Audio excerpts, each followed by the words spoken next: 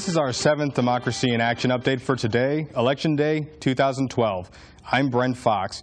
We are still following the results very closely as they keep trickling in.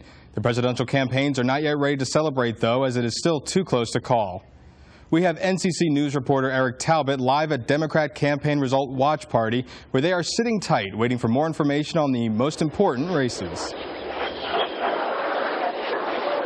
I'm live at the Democratic County headquarters here at Pennsylvania's restaurant here in Syracuse. I just spoke with Onondaga County Democratic Committee Chairman Mark English about some of the races here so far. Still early on, not a lot of results. A lot of people are filing in, but some of the candidates, especially the big ones, Al Serpy and Dan Maffei, still have not arrived yet. What Mark English told me is that we could see some upsets from some of the judicial candidates, particularly Miller and Cuffey. Now, Cuffey was endorsed by Onondaga County Executive Joni Mahoney, which was a huge endorsement for a Democrat, seeing how Mahoney is a Republican. He says that's because, and it shows that bipartisanship can still exist here in Onondaga County. So we did have some cheering from all the people here earlier.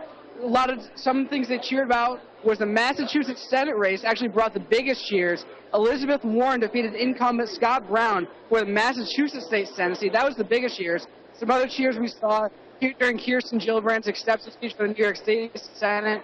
We saw some cheers when Barack Obama, it was announced that he won some states, particularly swing state New Hampshire, brought cheers from the crowds when that was announced. So we're still waiting on some of the big-name candidates, Dan Maffei and Al Serpy, to show up here at Democratic County headquarters. Still early on, don't have any results from those big cases as well. So this reporting live at the Democratic County headquarters, I'm Eric Talbot for Democracy in Action. The Democrats have lost power over the House today as the Republicans have won enough races to win control. The Lafayette Common Grounds was the place to be for both the big and the little on Election Day. NCC News reporter Lauren Fabrizi has the story.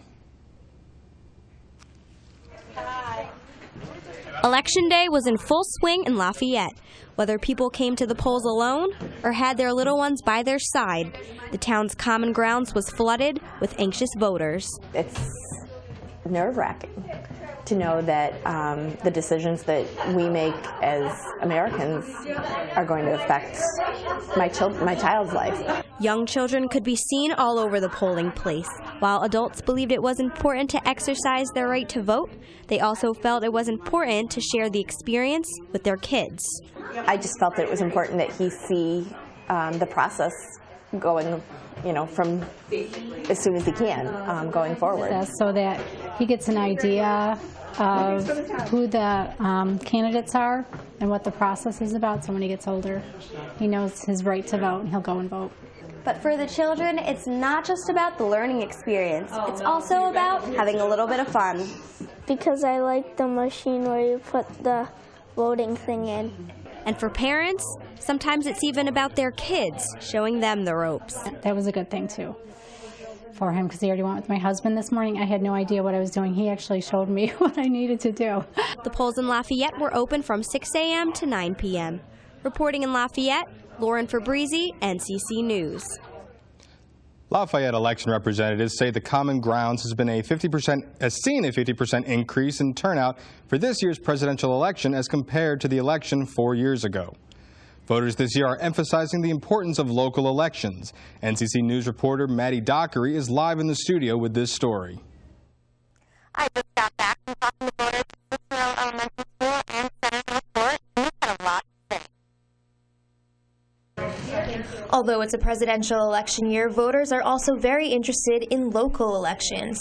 23-year-old Chantel DeMauro says it's more important to vote than ever. Every vote really does count. A lot of my friends on Facebook were like, oh, I'm not even registered, and I was like, that's your voice not being heard.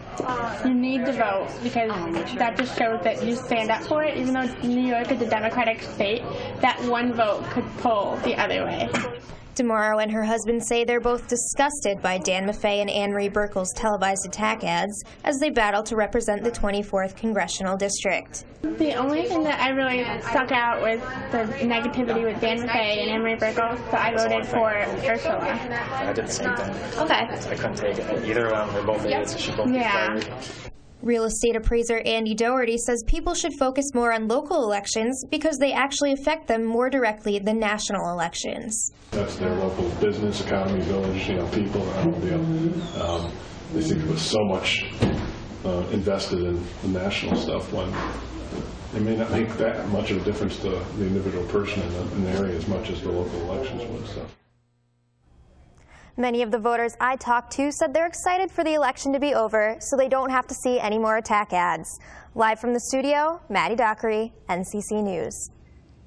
The polls are now closed in New York State. This has been a Democracy in Action update brought to you by NCC News. I'm Brent Fox. We will keep updating you on the latest information as we get it. For more, make sure to log on to www.dia-cny.com/electionday.